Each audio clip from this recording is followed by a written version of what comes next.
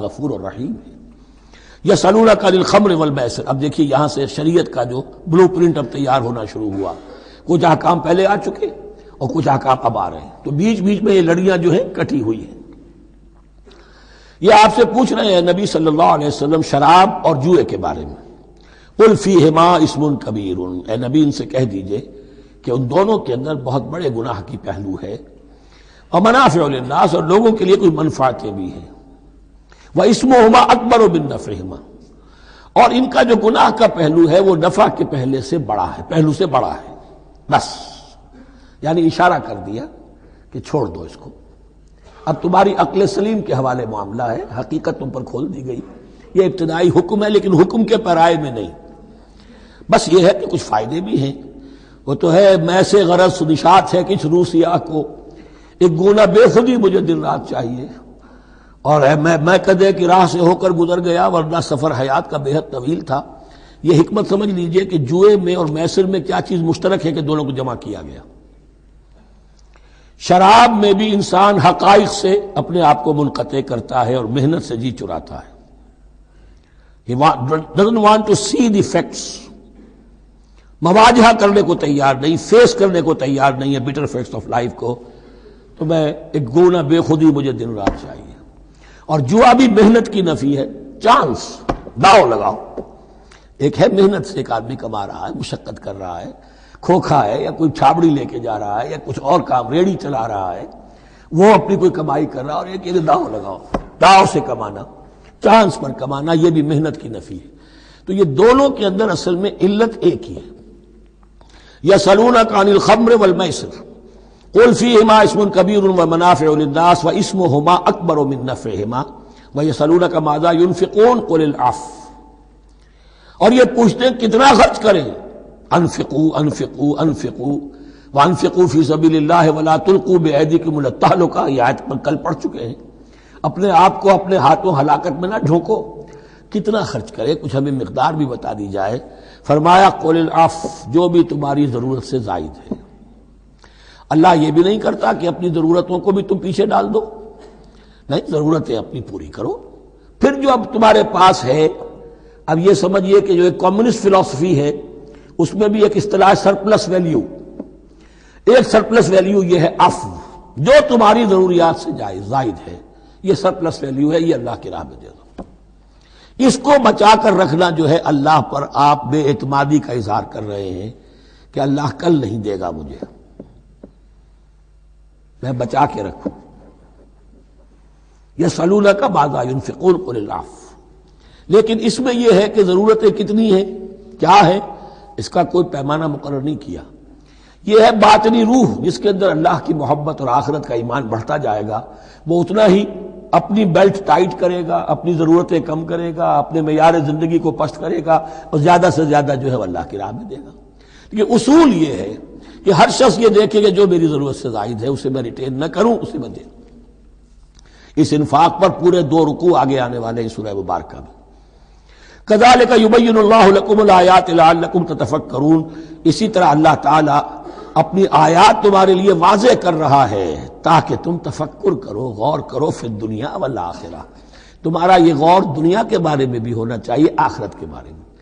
دنیا میں بھی اسلام رہبانیت نہیں سکھاتا، نہ کھاؤ نہ پیو، چلے کشی کرو، چلے جاؤ جنگلوں میں، نہیں، اسلام متمدن زندگی کی تعلیم دیتا ہے، گھر گھرستی ہے، شادی کرو، بیوی بچوں والے رہو، ان کے بھی حقوق کو ادا کرو، ان کا بھی پیٹ تمہیں پالنا ہے، تو تفکر فی الدنیا والآخرہ، آخرہ کے لیے، لیکن یہ کہ اس میں ریشیو پروپورشن رہنی چاہیے، دنیا کی کتنی قدر و قیمت ہے، آخرت کی کتنی قدر و قیمت ہے، اس کو جان لو، اسی کے حساب سے ایلوکیشن اگر نہیں ہے تو پھر یہ کہ سینس آف پروپورشن اگر غلط ہو گیا تو ظاہر بات ہے کہ پھر ہر چیز تلپٹ ہو جائے گی۔ ایک دوا کے نسخے میں کوئی چیز زائد تھی، کوئی کم تھی، آپ نے جو کم تھی اسے زیادہ کر دیا، جو زائد تھی کم کر دیا، تو اب ہو سکتا ہے کہ یہ نسخہ شفا نہ رہے، نسخہ ہلاکت بن جائے۔ وَيَسْأَلُونَكَ عَنِ الْيَتَامَىٰ، اور یہ آپ سے پوچھ رہے یتیموں کے بارے میں، قُلْ إِصْلَاحٌ لَهُمْ خَيْرٌ، اے نبی ان سے کہہ دیجئے ان کے لیے ان کی مصلحت کو پیش نظر رکھنا یہ ہے کہ جو بہتر ہے، نیکی ہے، بھلائی ہے۔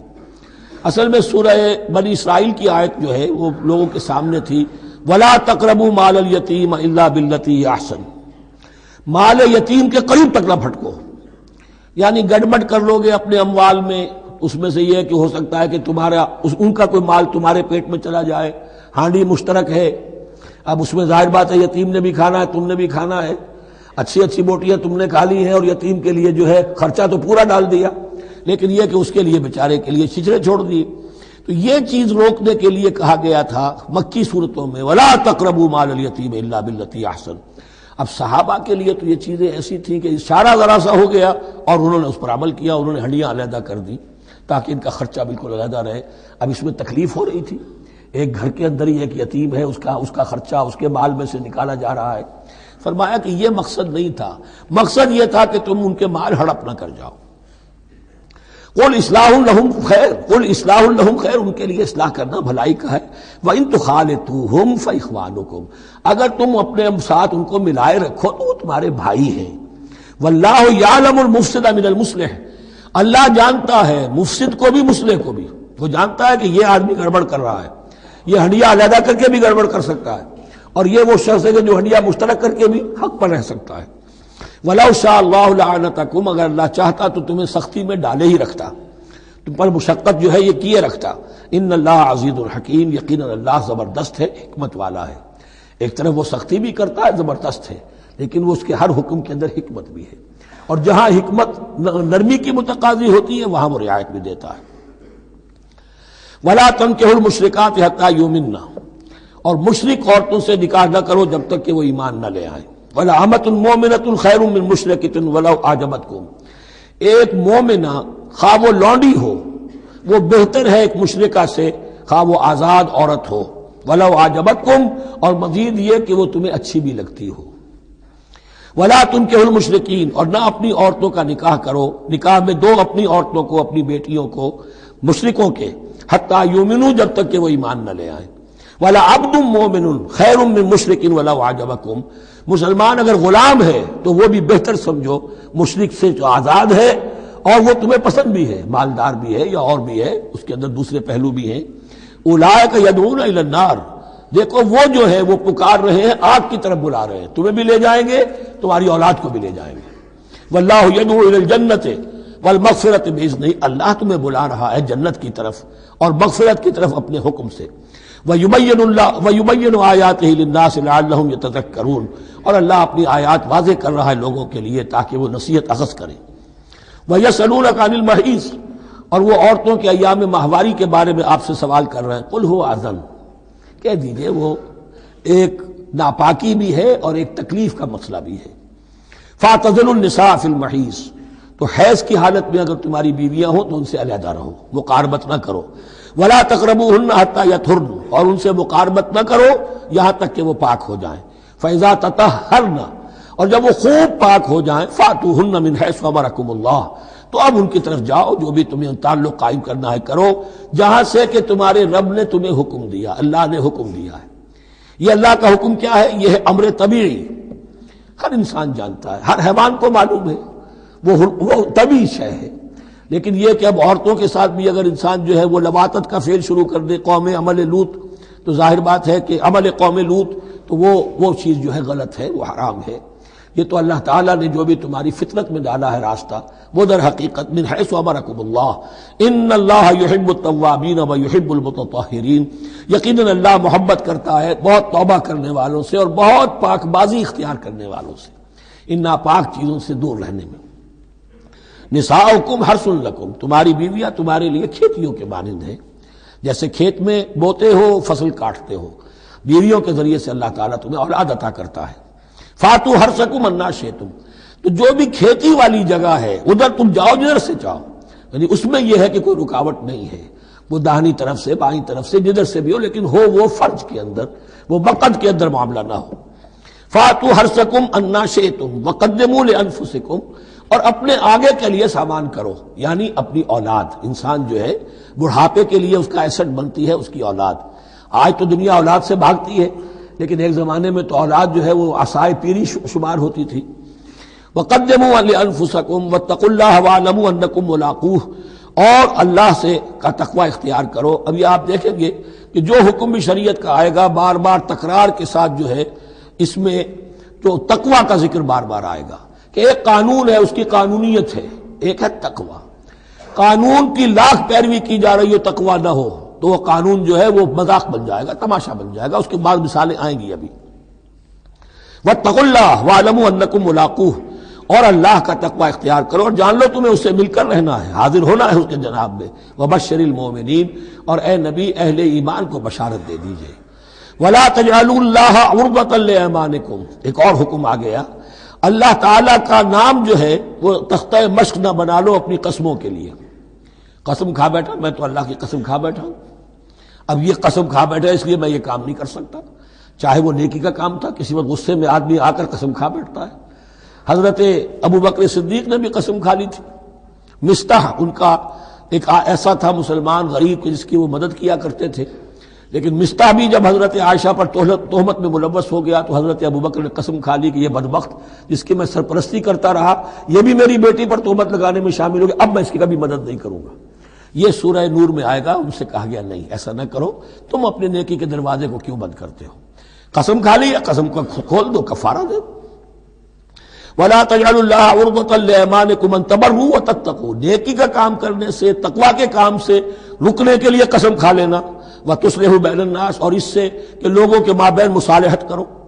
اب آپ نے کسی دو بھائیوں کے درمیان جھگڑا تھا، مصالحت کی کوشش کی، آپ کی بات نہیں مانی گئی، اب اللہ کی قسم ہے صاحب اب میں آپ کے معاملے میں دخل نہیں دوں گا، اب میں تو قسم کھا بیٹھا۔ نہیں بھائی، اصلاح بین الناس جو ہے، اصلاح ذات البین، یہ کرتے رہو، اور ایسی قسم کھائی ہے اس کا کفارہ دے دو۔ واللہ سمیع علیم، اور اللہ تعالیٰ سننے والا اور جاننے والا ہے۔ لا یؤاخذکم اللہ باللغو فی ایمانکم، اللہ تعالیٰ مؤاخذہ نہیں کرے گا تم سے جو تم بغیر مقصد کے، بغیر عزم اور ارادے کے قسم کھا بیٹھتے ہو۔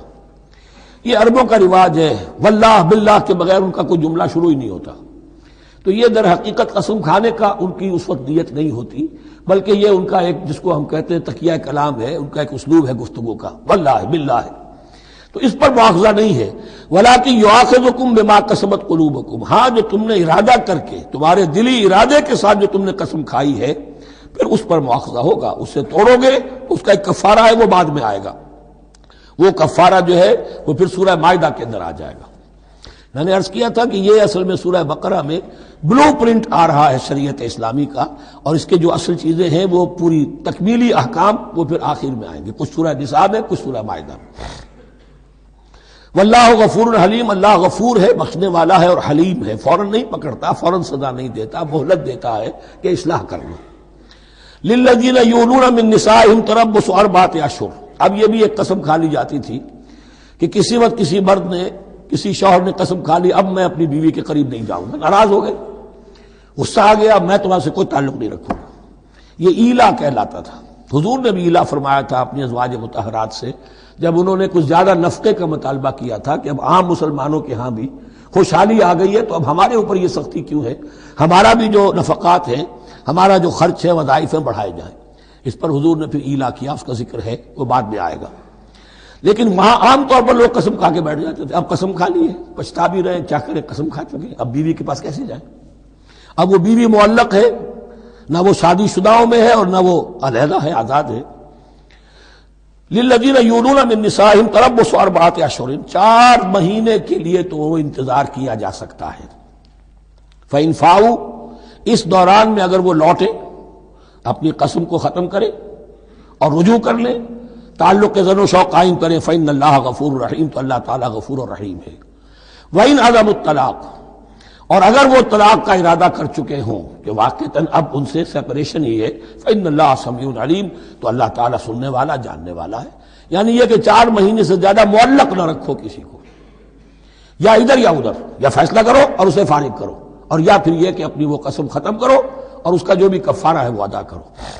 اسی پر غالباً قیاس کیا تھا، بلکہ ساتھ ہی سیرت میں آتا ہے کہ حضرت عمر نے حضرت حفصہ سے پوچھ بھی لیا تھا۔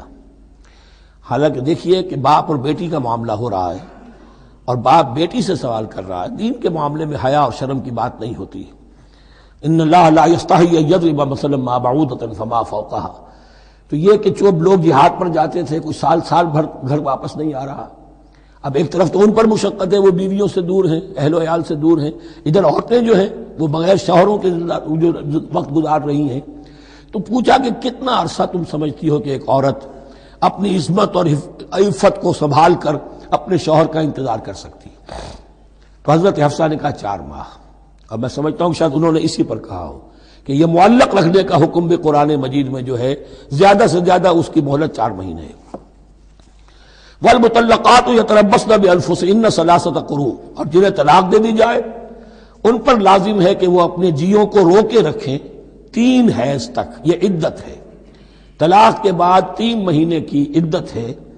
اس عدت میں یا تو شوہر رجوع کر لے گا اگر 1 یا 2 طلاقیں ہیں، تیسری طلاق ہو گئی تو رجوع کا حق نہیں ہے، وہ بعد میں بات آ جائے گی.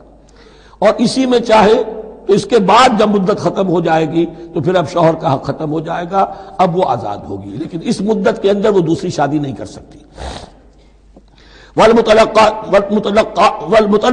يتربصن بانفسهن 3 قروء ولا يحل لهن ان يكتمن ما خلق الله في ارحامهن، اور ان کے لیے یہ حلال نہیں ہے، جائز نہیں ہے کہ وہ چھپا لیں جو کچھ کہ اللہ نے پیدا کر دیا ہو ان کے ارحام میں.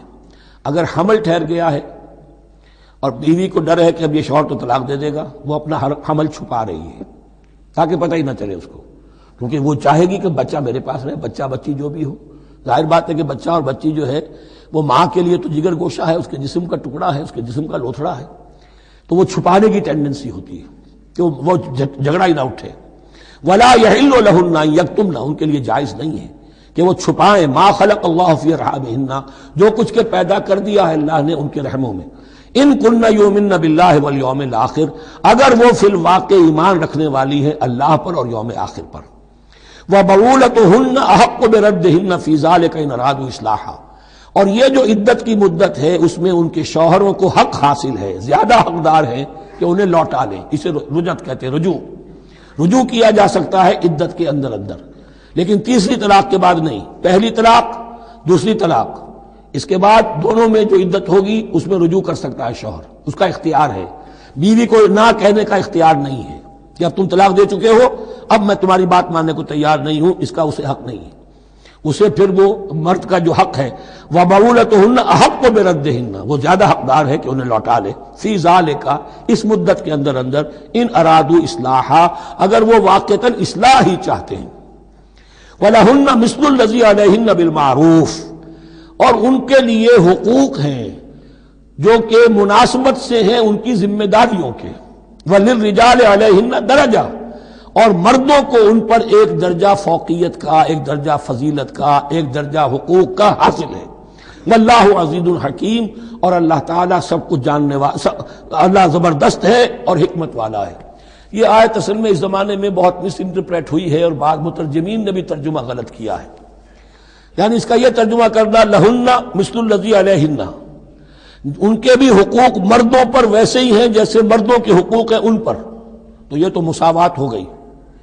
اور مساوات جو اسلامی شریعت میں مرد اور عورت کے درمیان، شوہر اور بیوی کے درمیان نہیں ہے. مراد کیا ہے؟ لام اور اعلیٰ کا جو استعمال ہوتا ہے عربی میں، لام کسی کے حق کے لیے اور اعلیٰ کسی کی ذمہ داری کے لیے. لہن، ان کے لیے حقوق ہیں، مثل الذی علیہن، جیسے کہ ان پر ذمہ داریاں ہیں. اللہ تعالیٰ نے جیسے ذمہ داری مرد پر ڈالی ہے ویسے حقوق اس کو دیے ہیں. جیسی ذمہ داری عورت پر ڈالی ہے اس کی مناسبت سے کورسپونڈنگلی پروپورشنیٹ جو ہے اس کو بھی حق دے دیے ہیں. اور اس بات کو کھول دیا مساوات کہاں سے آئے گی جب کہہ دیا وَلِلرِّجَالِ عَلَيْهِنَّ دَرَجَةٌ، اور مردوں کو ان پر ایک درجہ حاصل ہے، فوقیت کا درجہ حاصل ہے. واللہ عزیز الحکیم، اب یہ تمہیں پسند ہو تب بھی اور ناپسند ہو تب بھی اللہ تعالی عزیز ہے، حکیم ہے، وہ سب کچھ جاننے والا ہے اور وہ زبردست ہے، جو چاہے حکم دے، اور حکیم ہے، حکمت والا ہے، اس کا حکم حکمت پر مبنی ہے. بارک اللہ لی ولکم فی القرآن العظیم ونفعنی وإیاکم بالآیات والذکر الحکیم.